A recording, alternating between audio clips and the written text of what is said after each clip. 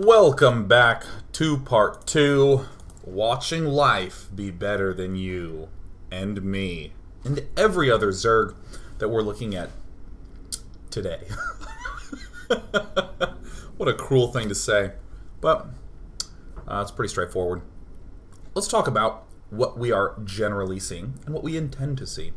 Zerg vs. Zerg normally marked by the blah-ness of, oh, you get roaches, and you're going to get roaches, and we're going to kind of mush armies, and we won't really have too much differences between us.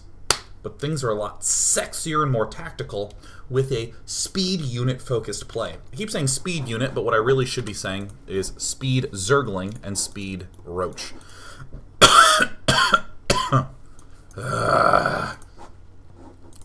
Let's take a look at life's basic opening and be contrasting that with impacts. We looked at impacts opening only insofar last game as to show when the pool went down. 14 pool into a hatch, and then didn't talk too much about it otherwise.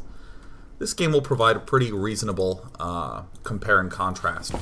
Life always extractor tricks. A lot of Zergs don't always extractor trick, but if he's doing it, I'm assuming it's way better. So, great. Impact is gearing up to do an expand. Pretty much everyone goes for hatch first on this map. Even if you get like 6 or 7 pool, there are very cute little cancel plays that you can do. Hatch first for life, pool first for impact, but then I'm going to go ahead and, of course, get the very quick hatch. Doink. But here's the move that I think is easy to overlook the importance of. Extractor, then pool. I say easy to overlook the importance of because there's a lot of builds that you'll see people do where they'll roughly get the pool and the gas at the same time. Or get the pool, wait a little bit, and then get the gas geyser. But life, as I said, is going for a speed unit focused build. And I'm going to now take a qualitative statement and turn into something quantitative. I said life's doing a speed-focused build. In particular, he's going to exploit that he has faster units, to be aggressive, to poke, to contain, to get intel, to do all the things that fast units do. Now, how do we define fast? Faster than him. That's it. That's all you gotta do. So, now, we can say any technique I'm doing in my build order just has to get speed before him, because then there's a window where I am faster than he is.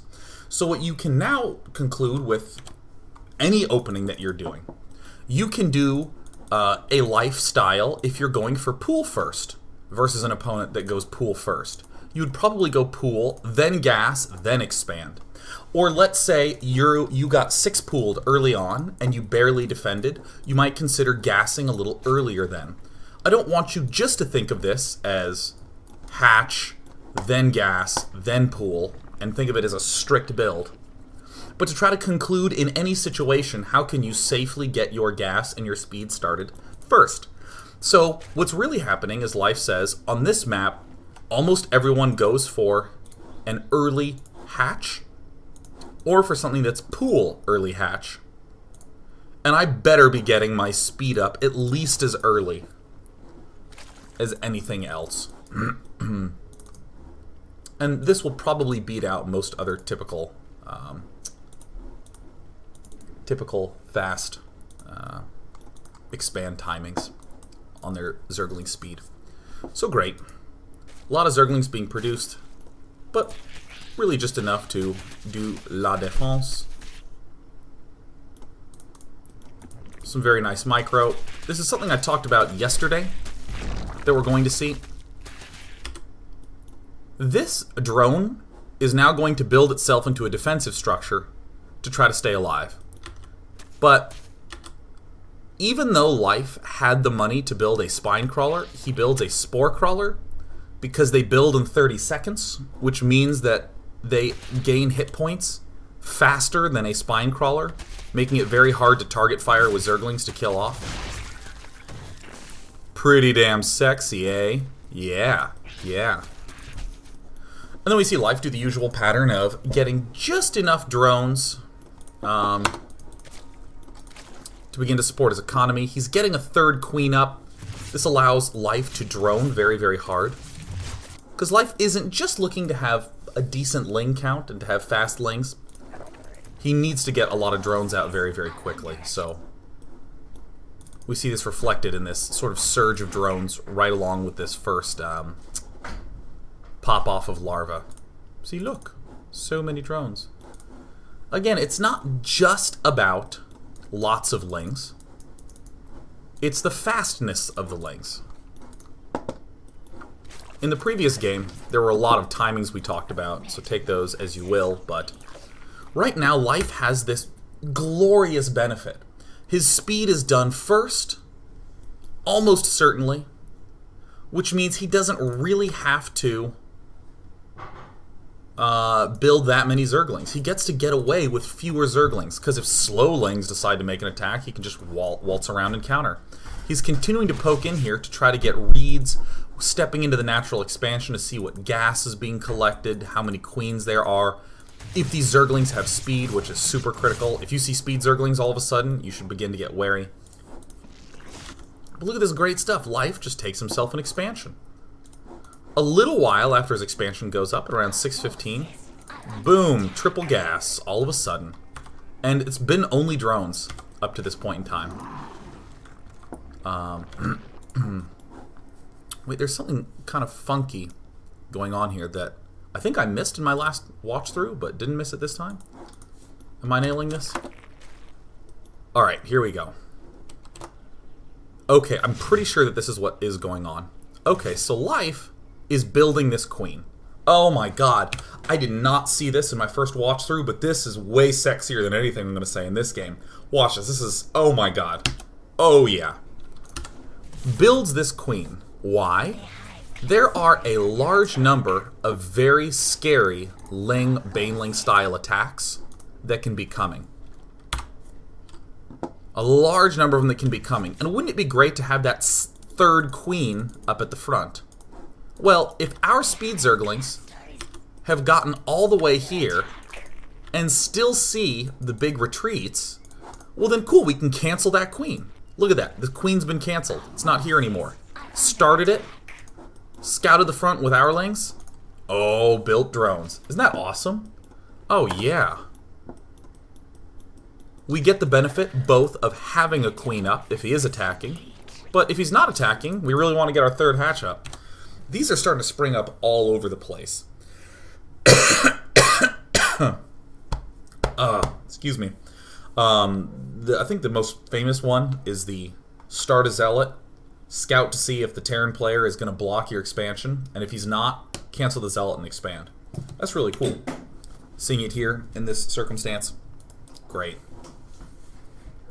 So then with only 2 queens, a seemingly very thin defense, we can actually glean pretty clearly that Life is playing this like incredibly well.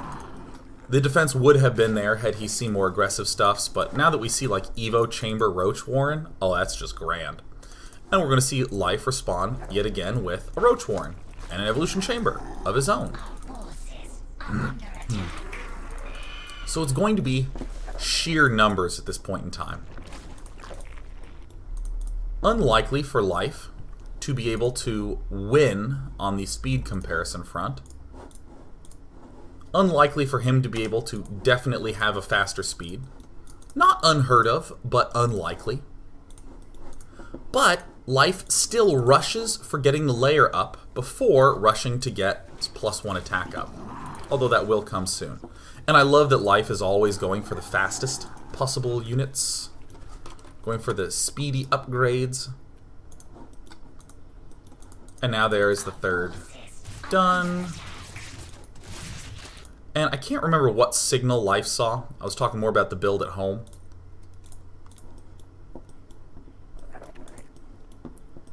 But this is a big sign. There's no third here. There's obviously no third here.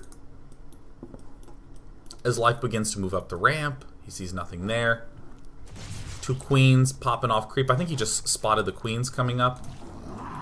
I mean, basically Life just goes into crazy macro mode and builds the first round of roaches. I think no matter what, you have to build a round of roaches right away.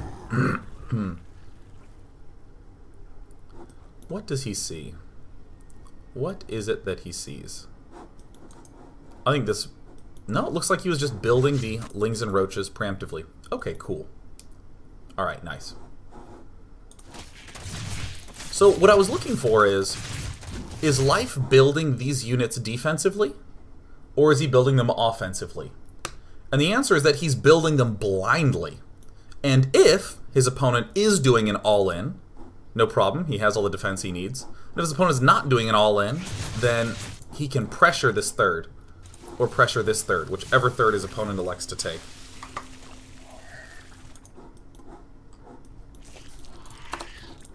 Alright, nifty.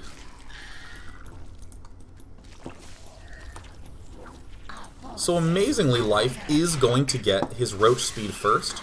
And this is what I love so much about this, these plays that we see out of Life. I mean, he's building more or less whatever he can to help stay alive. But by going for the speed first, it allows him to have all these like snap-back opportunities. And what I like about, I mean, the broad theme from Life is that he sets himself up for these 3 base plays, but is almost always first using the third set of larvae in some way. This was not a terrifically difficult defense for Life in any way. But early game, used the speed Zerglings to clear the path, to free himself up to take an extra base, and then use a lot of larvae to build up a follow-up force. And then that follow-up force is then going to buy time to build a whole bunch more drones. So let's look up at the top. Remember before we saw a lot of Zerglings getting made for Life until he gets speed for Zerglings done, and then he goes in drones. We're going to see the same thing here. Speed being built, lots of roaches being constructed. Roaches moving forward, being very careful in positioning, not really a lot of extra drones. And then speed's done almost. Speed almost done there. Okay, it's finally done.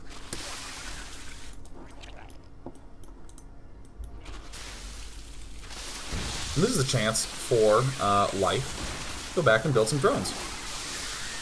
He loves to flood with these extra backup Zerglings. It's a way to be efficient and actually use all the larvae that you have because you're low on drones. Flooding with just roaches is a little too hard, a little too expensive. But if at any point this attack, Life decides is going poorly, he can retreat. He's got the faster units. Life likes to be aggressive. I don't like to be as aggressive.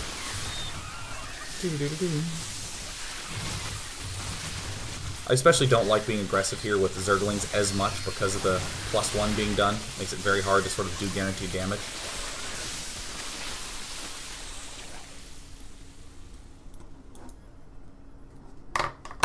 But yeah. This is just the sort of Roach back and forth that we're used to seeing. Life continuing to apply all the pressure. There's something that's maybe not as super apparent, but for Life, even if Axiom's Impact has no drones here, or I should say, if Axiom Impact has no drones here, and even if Life just has a couple here, even trades are benefiting Life over time. Although I will be honest, I'm not as big a fan of how long Impact was adding on, or excuse me, how long Life was adding on more and more units. Still, the fact though that he can defend all this and keep this all alive is indicative of what I like about this kind of build order. Using the Zerglings to control the space. Tristan just walked in, and then he just walked out. Nice. This Overlord is doing a very responsible job of just spotting here. As much as I talked about when a good time to build drones is and when it isn't, and talking about it in terms of timing, you can just look. You can be like, oh dude, this dude's not making any drones. Oh, well let me just make like a few drones, like 4, and then I'm just going to go back to building roaches. And kind of bluntly, this is the part that just makes me want to like gouge my eyes out when it's both players building roaches and there's no action and there's no attacking. It's like, are you building roaches? Alright, I'm going to respond to that by building roaches. Which, oh, it calls you to build roaches. So I'm going to sneak in a drone. Then we're going to both go back and build roaches. It's interesting as a player, but as an observer, it's like, dude, I get it, alright? Your R button, alright? Fine, I get it. Around 150 supply, I think, is a good trigger point to be like, you know, maybe I should do something a little different. Much earlier than that is, risky, because you lose to roaches.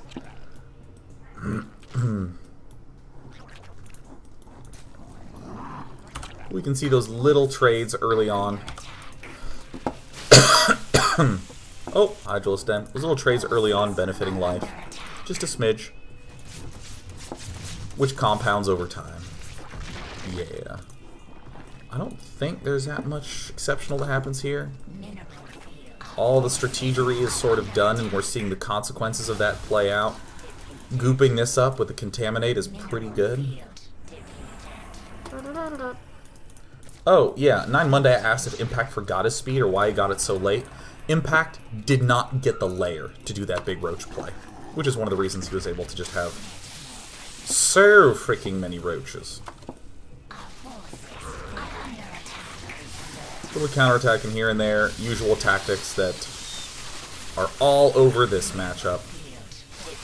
And life does a 1A for Victor A, and it works. Yeah, GG. Yeah, to come back to this early part in the build that I was talking about more generalistically, we'll look at specifically. Impact did this cute triple gas push. Or excuse me, I think it's a double gas push. It might be a triple gas push. I thought it was triple gas push, but suddenly I'm doubting myself. I'm trying to add up numbers in my head, and I don't think you quite have the resources for that. I guess it is a double gas push. Yeah, it's just putting the dudes in gas here. Is there... I could have sworn there was a third gas. I guess I'm thinking about a different game. See, in this position, Impact is trying to feign someone who's going for a layer with the 4-queen opening, and then it's just going to be like, surprise! Yeah, that's okay. There's a third gas. Alright, I'm not crazy. He just didn't get them all at the same time. No wonder I thought both were. Feeling somewhat correct. He went 2 gas, and then he went for a third. This push timing that Impact's doing catches a lot of Zergs off guard who slip back into normal Roach mode, which I will describe as getting all the upgrades for Roaches, but building no Roaches and building largely drones. What I think makes Life's play unique is that Life, as he's doing this, he is getting his Roach Warren quite early with an Evo Chamber, but he's not actually going to be powering very hard. He's going to blindly build a ton of units. Like, super blindly. Roach Warren finishes 7 Roaches, and at the moment we see 6 Zerglings get built. They've been under construction for 5 seconds. These queens have been visible for 1 second. Like, blindly Life builds a huge number of units. And that, again, is, I just think, the hallmark of what makes him such a unique Zerg versus Zerger, is how frequently he just builds a lot of units and does magical things with them. And I will credit his focus of getting speed every time. We are blasting through this daily. This is excellent. We're actually going to just end the discussion of Game 2 there. Because when we come back in Part 3, we're going to see Life do kind of a different opening. Not as aggressive, not as speedy unit focused, but one that I think shows Life's brilliance at adjusting for build orders on different maps. We're going to see a Zerg vs. Zerg on Merry-Go-Round. And I'm actually going to show you the interesting thing before the end of the break. Okay, Merry-Go-Round's loading up.